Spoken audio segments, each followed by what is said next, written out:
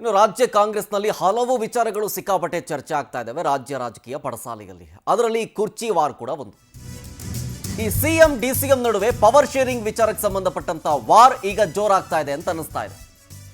ಸಿದ್ದು ಪರ ಒಬ್ಬರಾದ ಮೇಲೆ ಒಬ್ರು ಸಚಿವರು ಬ್ಯಾಟಿಂಗ್ ಬೀಸ್ತಾ ಇದ್ದಾರೆ. ಏನು 50-50 ಇಲ್ಲ, 5 ವರ್ಷ ಸಿದ್ದರಾಮಯ್ಯನವರೇ ಸಿಎಂ ಆಗಿರ್ತಾರೆ ಹೀಗಂತ ಸಿದ್ದು ಆಪ್ತ ಬಣದಿಂದ ಡಿಫೆಂಡ್ ಮಾಡ್ಕೊಳ್ಳಾಗ್ತಾ ಇದೆ. ಸಿಎಂ ಸ್ಥಾನ ಖಾಲಿ ಇಲ್ಲ ಅಂತ ಎಂ ಬಿ ಪಾಟೀಲ್ ಅವರು ಒಂದು ಕಡೆ ಟಕ್ಕರ್ ಕೊಟ್ಟಿದ್ದನ್ನು ನಾವು ನೆನಪಿಸಬಹುದು.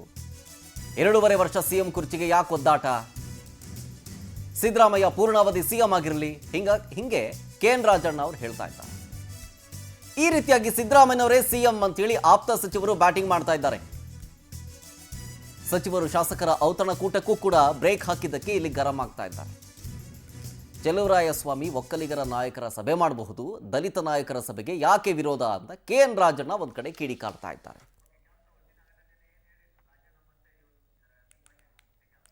ಹಾಗಾದ್ರೆ ಎಂ ಬಿ ಪಾಟೀಲ್ ಹಾಗೆ KN ರಾಜಣ್ಣ ಈ ವಿಚಾರಕ್ಕೆ ಸಂಬಂಧಪಟ್ಟಂತೆ ಏನೇನು ಮಾತನಾಡಿದ್ರು ಬನ್ನಿ ನೋಡ್ಕೊಂಬರೋಣ.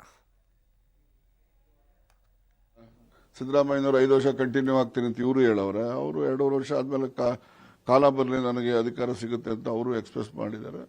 ಏನಾಗ್ತದೆ ಕಾಲ ನಿರ್ಣಯ ಮಾಡೋದು. ನಾನು ಶಿವಕುಮಾರ್ ಜಾಗದಲ್ಲಿ ಇದ್ರೆ ಈಗ ಕೇಳ್ತಾನೆ ಇರಲಿಲ್ಲ. ನೆಕ್ಸ್ಟ್ ಎಲೆಕ್ಷನ್ ನನ್ನ ನೇತೃತ್ವದಲ್ಲಿ ಮಾಡೋಣ, ಎಲ್ಲರೂ ಸೇರ್ಕೊಂಡು ಮಾಡೋಣ, 5 ವರ್ಷ ನಾನೇ ಇರ್ತೀನಿ, 2.5 ವರ್ಷಕ್ಕೆ ಯಾಕೆ ಅಂತ ಇದ್ದೆ. ಅವರು 2.5 ವರ್ಷಕ್ಕೆ ಹೈಕಮಾಂಡ್ ಅವ್ರು ಹೇಳಿದಾರೆ ನನಗೆ, ನಾನು ಆಗ್ತೀನಿ ಅಂತ ಹೇಳಿದಾರೆ. ಆಗ್ಲಿ, ಅದಕ್ಕೆ ನಮ್ದೇನು ಅಡ್ಡಿ ಇಲ್ವಲ್ಲ. ಆಗ್ತೀನಿ ಅಂತ ಅವ್ರು ಹೇಳಿದಾರಲ್ಲ.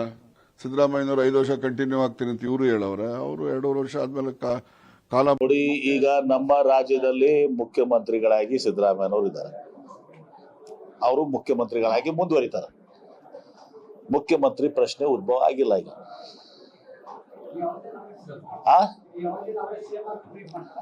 ನಿಶ್ಚಿತವಾಗಿನೂ ಕೂಡ ಅದು ನಮ್ಮ ಬದಲಾವಣೆ ಯಾರಾದ್ರೂ ನಮ್ ಮಾಡ್ಬೇಕಾದ್ರೆ ನಮ್ಮ ಹೈಕಮಾಂಡ್ ಮಾಡ್ಬೇಕು.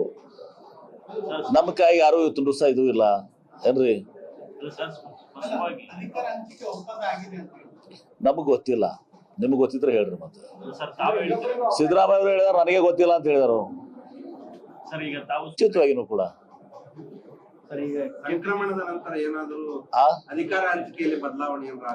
ನಾನು ಹೇಳಿದಲ್ಲ, ಸಿದ್ದರಾಮಯ್ಯನವರಿಗೂ ಮುಖ್ಯಮಂತ್ರಿ ಆಗಿದ್ದಾರೆ, ಮುಖ್ಯಮಂತ್ರಿಯಾಗಿ ಮುಂದುವರಿತಾರೆ ಅಂತ ಹೇಳಿ. ಬದಲಾವಣೆ ಇಲ್ಲ ಅಂತ ಹೇಳ್ತಾ ಇದೀವಲ್ಲ ಈಗ. ಆ ಪ್ರಶ್ನೆಗೆ ಉದ್ಭವಿಸುದಲ್ಲ. ಸಿಎಂ ಕುರ್ಚಿ ಖಾಲಿ ಇಲ್ಲ. ಡೀಟೇಲ್ಸ್ ಕೊಡ್ತಾರೆ ನಮ್ಮ ಪ್ರತಿನಿಧಿ ಆನಂದ್, ನೇರ ಸಂಪರ್ಕದಲ್ಲಿ ಜಾಯ್ನ್ ಆಗ್ತಾ ಇದ್ದಾರೆ. ಆನಂದ್, ನೆನೆ ವೈಕುಂಠ ಏಕಾದಶಿಯ ದಿನದಂದು DK ಶಿವಕುಮಾರ್ ಅವರು ಟೆಂಪಲ್ ರನ್ ಮಾಡಿ ವಿಶೇಷ ಪೂಜೆ ಆದ ಮೇಲಿಂದ ಕೆಲವೊಂದಿಷ್ಟು ಬೆಳವಣಿಗೆಗಳಾಗ್ತಾ ಇದ್ದಾವೆ. ಅಂದರೆ ಸಿಎಂ ವಿಚಾರದ ಜಟಾಪಟಿ ಸಿಕ್ಕಾಪಟ್ಟೆ ಜೋರಾಗ್ತಾ ಇದೆಯಾ ಅಂತ ಅನಿಸ್ತಾ ಇದೆ. ಸಂಕ್ರಾಂತಿ ನಂತರ ಇದೆಲ್ಲ ಡೆವಲಪ್ಮೆಂಟ್ಗಳಾಗ್ಬೋದಾ ಅಂತ.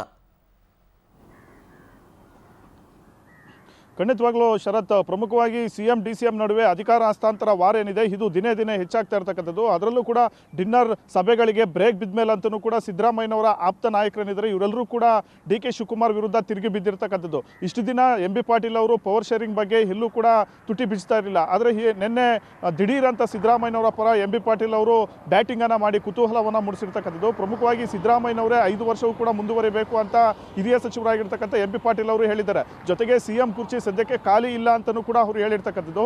ಇದೇ ಅಲ್ಲದೆ ಡಿನ್ನರ್ ಸಭೆಗಳಿಗೆ ಬ್ರೇಕ್ ಹಾಕೋದು ಸರಿಯಲ್ಲ, ಶಾಸಕರು ಸಚಿವರು ಸಭೆಗಳನ್ನು ಮಾಡಿದ್ರೆ ತಪ್ಪೇನಿದೆ, ಅವರ ಸಮುದಾಯದ ವಿಚಾರವಾಗಿ ಅವರು ಸಭೆಗಳನ್ನು ಮಾಡ್ತಾರೆ, ಅದು ತಪ್ಪಲ್ಲ ಅನ್ನೋ ಒಂದು ಮಾತನ್ನು ಹೇಳುವ ಮೂಲಕ ಪರೋಕ್ಷವಾಗಿ ಹೈಕಮಾಂಡ್ ನಾಯಕರ ವಿರುದ್ಧವೂ ಕೂಡ ಎಂ ಬಿ ಪಾಟೀಲ್ ಅವರು ಪ್ರಶ್ನೆ ಮಾಡಿರ್ತಕ್ಕಂಥದ್ದು. ಈ ಕಡೆ KN ರಾಜಣ್ಣ ಅವರು ಮೊದಲಿಂದಲೂ ಕೂಡ DK ಶಿವಕುಮಾರ್ ಅವರ ವಿಚಾರದಲ್ಲಿ ಮತ್ತು ಪವರ್ ಶೇರಿಂಗ್ ವಿಚಾರದಲ್ಲಿ ಸಿದ್ದರಾಮಯ್ಯನವರೇ ಇರಬೇಕು ಅನ್ನೋ ಒಂದು ವಾದವನ್ನು ಮಂಡನೆ ಮಾಡಿಕೊಂಡೇ ಬರ್ತಾ ಇದ್ದಾರೆ. ಹಾಗಾಗಿ ನಿನ್ನೆ ಕೂಡ DK ಶಿವಕುಮಾರ್ ಅವರನ್ನು ಗುರಿಯಾಗಿಸಿಕೊಂಡೇ KN ರಾಜಣ್ಣ ಅವರು ಒಂದಷ್ಟು ಬಾಂಬನ್ನು ಹಾಕಿರ್ತಕ್ಕಂಥದ್ದು. ಪ್ರಮುಖವಾಗಿ 2.5 ವರ್ಷಕ್ಕೆ ಸಿಎಂ ಆಗೋದಕ್ಕೆ ಯಾಕೆ ಅಷ್ಟೊಂದು ಒದ್ದಾಟ, ಯಾಕೆ ಅಷ್ಟೊಂದು ಹೋರಾಟ ಮಾಡಬೇಕು, ಮುಂದೆ ಅವರ ಒಂದು ನೇತೃತ್ವದಲ್ಲಿ ಎಲೆಕ್ಷನ್ ನಡೆಯುತ್ತೆ, ಆಗ 5 ವರ್ಷವೂ ಕೂಡ ಅವರು ಸಿಎಂ ಆಗಿ ಇರಬಹುದು.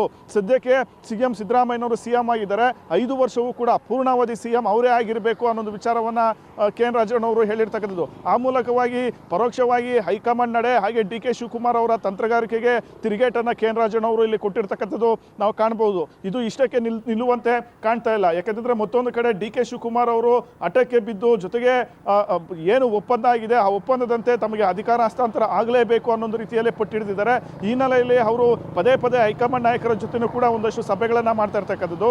ಮತ್ತು ಕೆ ಸಿ ವೇಣುಗೋಪಾಲ್ ಸುರ್ಜೇವಾಲಾ ಅವರ ಮೂಲಕ ಹೈಕಮಾಂಡ್ ಮೇಲೆ ಒತ್ತಡ ತರ್ತಕ್ಕಂಥ ಒಂದು ಕೆಲಸವನ್ನು ಕೂಡ ಮಾಡ್ತಾ ಇದ್ದಾರೆ. ಯಾಕೆಂದರೆ ಇದೇ ಅಕ್ಟೋಬರ್ನಲ್ಲಿ ಸಿದ್ದರಾಮಯ್ಯನವರು CM ಆಗಿ 2.5 ವರ್ಷ ಪೂರ್ಣ ಆಗುತ್ತೆ. ಆ ಮೊದಲ ಒಪ್ಪಂದ ಅವಧಿ ಏನಿದೆ ಇದು ಅಕ್ಟೋಬರ್ ಅಂತ್ಯ ಆಗುತ್ತೆ. ಹಾಗಾಗಿ ಅಕ್ಟೋಬರ್ ನಂತರ ನನಗೆ ಅಧಿಕಾರ ಹಸ್ತಾಂತರ ಆಗಲೇಬೇಕು ಅನ್ನೋ ಒಂದು ಪಟ್ಟನ್ನು ಡಿ ಕೆ ಶಿವಕುಮಾರ್ ಅವರು ಹಿಡಿದಿರ್ತಕ್ಕಂಥದ್ದು.